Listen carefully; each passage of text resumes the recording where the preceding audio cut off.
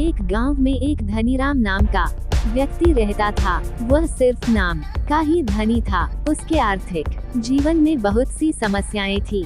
वह इतना निर्धन था कि कई बार उसे बिना कुछ खाए पिए ही सोना पड़ता था, लेकिन फिर भी वह किसी से कुछ नहीं मांगता था। वह रोज सुबह अपने घर से निकलता और कोई न कोई छोटा मोटा काम करके अपना जीवन यापन करता।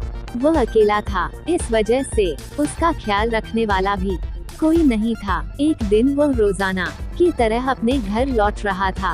रास्ते में उसे जादू दिखाने वाला आदमी दिखता है। उसके चारों तरफ बहुत से लोगों की भीड़ होती है। धनीराम भी लोगों के बीच में जाकर खड़ा हो जाता है। अचानक जादूगर धनीराम को आगे आने को कहता है। धनीराम डरते हुए आगे बढ़ता है। जादूगर धनीराम से पूछता है, तुम्हारे जेब में कितने पैसे हैं? धनीराम चिल्लर पैसे निकालकर जादूगर को दिखाता है। तभी जादूगर रुमाल फैलाकर धनीराम से पैसे डालने को कहता है। धनीराम ने सारे दिन की मेहनत के बाद इतने ही पैसे इकट्ठे किए थे, इसलिए वह देना नहीं चाहता, लेकिन फिर भी संकोच के कारण अपने पैसे जादूगर को दे देता है और जादूगर उन पैसों को रुमाल में दबाकर बीच में रख देता है। सभी दर्शक जादू देखने में मसरूफ हो जाते हैं, लेकिन धनीराम की नजर केवल उस रुमाल में होती है। उसे लगता है अब मेरे पैसे मिलेंगे भी या नहीं है। थोड़ा देर के बाद जादू का खेल खत्म हो जाता है और सभी लोग वहां से जाने लगते हैं, लेकिन धनीराम जादूगर से अपने पैसे वापस लेने के लिए इंतजार करता रहता है। तभी जादूगर को जाता देख धनीराम आवाज लगाता है, मेरे पैसे। लेकिन जादूगर बिना कुछ जवाब दिए आगे बढ़ता ही जाता है। धनीराम बहुत सहज व्यक्ति होता है, इसलिए वह जादूगर के पीछे नहीं भागता। उसे लगता है जादूगर ने उसे बेवकूफ बनाया है और वह दुखी मन से अपने घर वापस आ जाता है। धनीराम घर आकर जैसे अपने कुर्ते की जेब में हाथ डालता है तो उसे वही जादूगर का रुमाल मिलता है जिसमें धनीराम ने पैसे रखे थे, और जैसे ही धनीराम रुमाल खोलता है उसके पैसे दोगुने हो चुके होते हैं।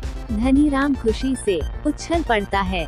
उसके लिए तो उसके पैसे ही बहुत थे, लेकिन रुमाल में दुगने पैसे मिलने से उसकी खुशी भी दोगुनी हो जाती है।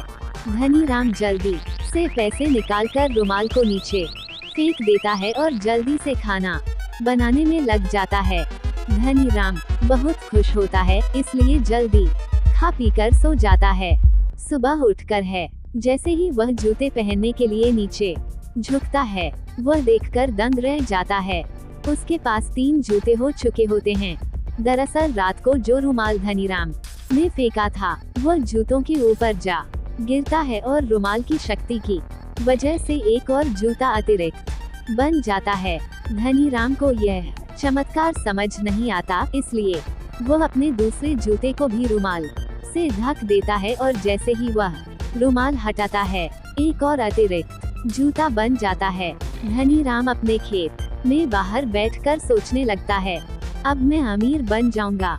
वह रुमाल की चमत्कारी शक्ति को समझ जाता है और अब उसके दिमाग में लालच जन्म ले लेता है। वह सोचता है कि क्यों न मैं इससे सोने की अशर्फियों को दोगुना करूं और धनवान बन जाऊं। धनीराम योजनाबद्ध तरीके से सुनार की दुकान जाता है और वहां सोने के सिक्के देखने को मांगता है, और जैसे ही वह अपने रुमाल में सिक्के रखता है वह 2 गुना हो जाते हैं। सुनार ये देखकर विचलित हो जाता है। वह धनीराम से रुमाल का रहस्य जानना चाहता है, लेकिन धनीराम मुस्कुराते हुए उसके दुकान से अतिरिक्त सोने के सिक्के लेकर चला जाता है।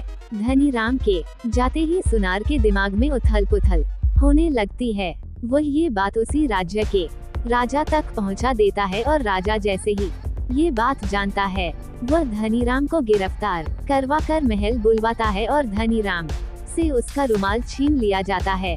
और राजा जैसे ही रुमाल का परीक्षण करने के लिए उसमें स्वर्ण अशर्फियां रखता है और कुछ देर में रुमाल खोलता है, लेकिन रुमाल में केवल उतनी ही अशर्फियां रखी होती है जितनी राजा ने रखी थी।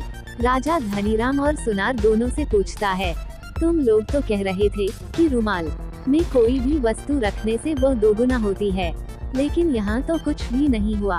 तुम लोगों ने झूठ बोलकर दरबार का अपमान किया है, इसलिए दोनों को सजा मिलेगी। राजा धनीराम और सुनार दोनों को कारागार में डलवा देता है और उस रुमाल को नदी में बहा दिया जाता है। धनीराम कारागार में बैठे हुए दुखी होता है और सोचता है, यदि मैं लालच न करता तो आज वह रुमाल मेरे पास होता। धनीराम की लाचारी के साथ ये कहानी समाप्त हो जाती है।